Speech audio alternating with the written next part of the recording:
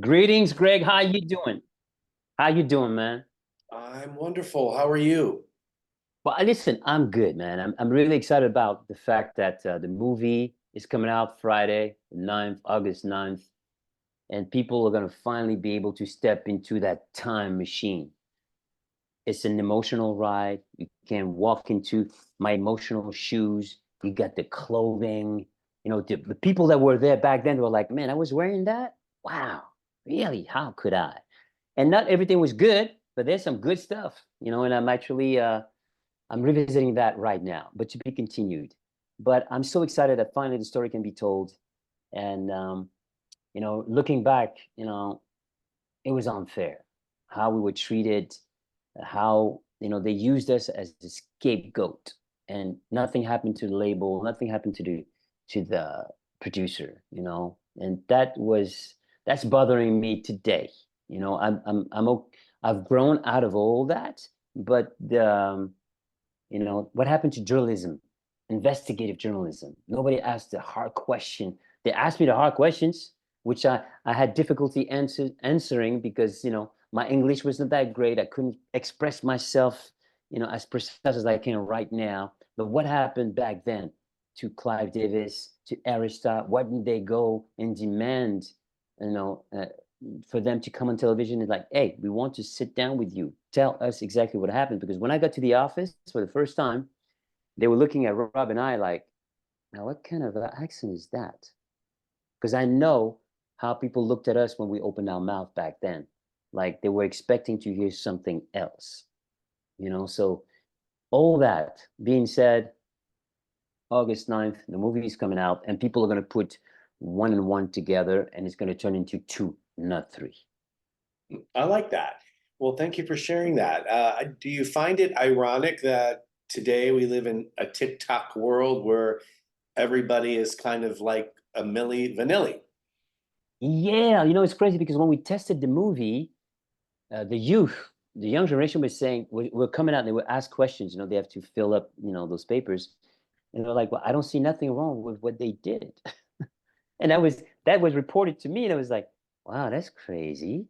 Wow, because today you can become famous, you know, on TikTok for lip syncing, for being good at it, So now I'm looking at this new world, through my lens, and like, wow, we were crucified, like literally crucified, uh, became like a joke, a punchline.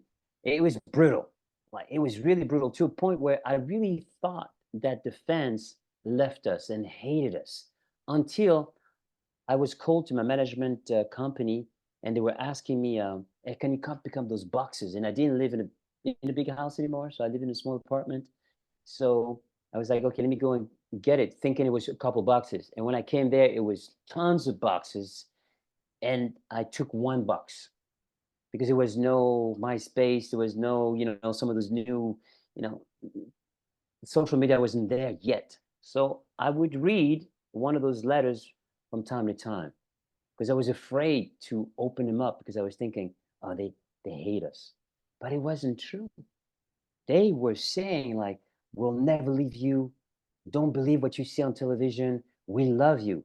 And I was like, wow, for a long time I believed that the world hated us. I really believed that. Wow, wow. Can you take me back to your thought or your response and Robert's response to when Frank Farian, legendary producer, did not grant you and Robert a chance to record the songs for yourself? Well, the way the one thing you have as young people, you have your youth, right? So when we came to see you for the first time, we signed that contract. But a contract is really 30 pages. They gave us the last 3 pages.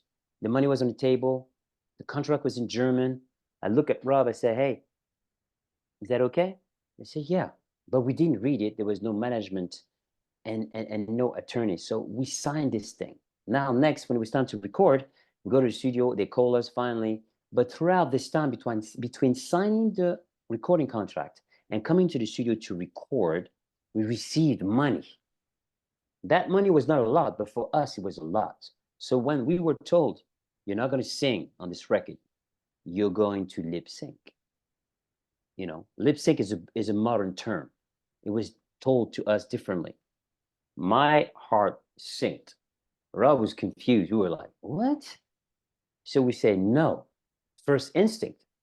But they said, hey, money is not free. So you're going to have to repay us. And we were thinking, like, how are we going to repay all that? There's no way. We don't have jobs. We only get a few jobs here and there as dancers, So, okay. So, okay, we'll do one single, not knowing that this contract that we signed was for 3 albums, mind you. So we do this first single, but we pushed for singing on the next single, the next single. The first single was rapped by Charles Shaw. The second single was rapped by John Davis. So we thought we could come in. Let's take a month, worked on this, and let's do it. But Frank was not trying to have that. He was like, no, I got my plan. I'm going to stick to it. So we go into this rock star life, and then you become seduced by this life. You don't have to steal food. You press a number, the food comes up. They clean your room, limousine, you're in cars, full crowd. You got the life until you feel like, this secret I'm carrying is becoming heavier. So you start to medicate yourself. And then it's not as fun anymore. Then I see my brother changing. I'm like, wow, Rob is not the same person. He's not the same. And I see him change drastically because he's doing way too much. But because he was an adopted in an orphanage, some things happen. Emotionally, he's not right. There's a void in his heart. We got in the business because we wanted to be loved as well. So you have that. And when that love is starting to be chipped at with the jokes, suddenly you go from fame to shame, and that love goes out the door. And if you were relying on that love to be happy, to be able to have a normal life, well, then it became very difficult for us to live life. Luckily, I found music. Music was always my first love, and I had a dream was to become a singer-songwriter. And I was said to myself, okay, clean yourself up so it doesn't affect your way to perform, and then you might be able to live life after Milli Vanilli. All that was so much was going through my mind, but music was really what I wanted to do. So I was thinking, let's stop that so I can get a chance at least to do that. But Rob was too far gone with that. And when the train stopped, and he thought the train was going to keep on going a little longer, I thought, nah, it's not going to go on. But we stopped it as well because we were pushing Frank, thinking and hoping that we were working on the transition with another label, and we were thinking, okay, we're doing this right now. But Frank, I don't know if Frank heard or it happened we pissed him off too much. He went to New York and told the world, hey, they didn't sing. And that was a pivotal point in our lives because when that happened, the people that we were trying to do business with were like, whoa, nah, it's going to be way too difficult. We can't touch you guys. And then people ran. They ran from us. Suddenly we were blacklisted and we were fighting for ourselves, trying to survive. So we did an album called Rob and Fab. We can get it on, but it amounted to nothing because the label couldn't even print the records in the store. And it didn't work out, So we're there like thinking, what are we going to do? Rob was already disillusioned, and it was going really hard towards the nightlife, the bad behavior that occurs in the nightlife, and there's nothing I could do for him. We went to rehab together.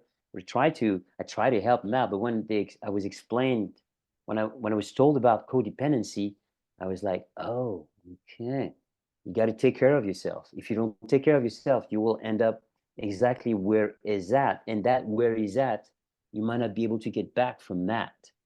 And so in the process of acquiring emotional intelligence and understanding everything that goes with addiction, I try to grow. But in the midst of that, I was making music and I was writing, and that allowed me therapeutically to heal myself, and I was painting as well. So I tried to keep trying to keep my hats on, don't do nothing stupid, and to refocus on music and on creating and on making. So creativity is a big part of my process, you know. Right. So I'm so happy that I'm at that point where now people can go and see a finished production. The movie's there.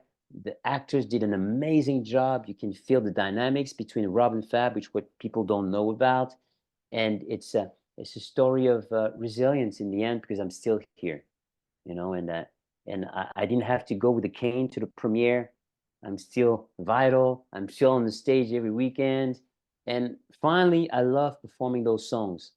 And you got Girl Knows True that came out last Friday, Blame It on the Rain, coming out this Thursday, and let's see where it leads me. I have no idea, but I love music, and if I can continue to feed my family, my 4 kids, and be happy, I'm gonna keep doing what I do. I don't have to go all the way to whatever mountaintop it is, because it's not what it's all crapped up to be. You Right. know, So happiness is the key. exactly. So how does it feel for you to sing those songs now? Well, I turned those songs into mine now. That's what I did. So that's why this is important. It's an important moment in time right now, because when you're gonna listen to what I did to Girl Know It's True and how I sing Blame It on the Rain, people will see like, oh, okay, this dude's been working. And for me to be able to sing those songs, it's like, okay, we come into we come in to finish this cycle, because I wanted to finish this cycle. And this cycle couldn't only be finished by getting those songs, having people listen to me sing those songs and be like, oh, all right. What I'm really truly interested in is starting the next cycle with my production, you know, with me as an artist, as a single songwriter producer. But that was the original dream. It's never too late, ladies and gentlemen. If you love what you do your thing. Don't give up. Right. So thank you for that. One last question for you. Reflecting back on it now, what do you think was the biggest lesson you learned from that experience? The biggest lesson I've learned from this experience is that no matter what happened, no matter how deep you fall, it's up to you to stand back up. Don't listen to the outside noise. As a matter of fact, you have to turn the noise to zero. Go in silent mode, because when you go in silent mode, I call that meditation, you can truly hear yourself. What do you want for yourself? What makes you happy? You know, and I discovered what that was. As a matter of fact, I feel very happy alone. When I spend my time alone, I'm able to do my best work. I'm able to go deep. And that's it. You know, silence is necessary for for someone's mind. You know, breathing in silence. If you have issues, do that. And then the answers are going to come to you. I love that. Thank you for sharing that. And thank Thank you you. for yeah, sharing your journey with this film. It's a great film. Thank you. It's very Go captivating. check it out. Go check And it out, people. It's a nice one. I cannot get the song out of my head now.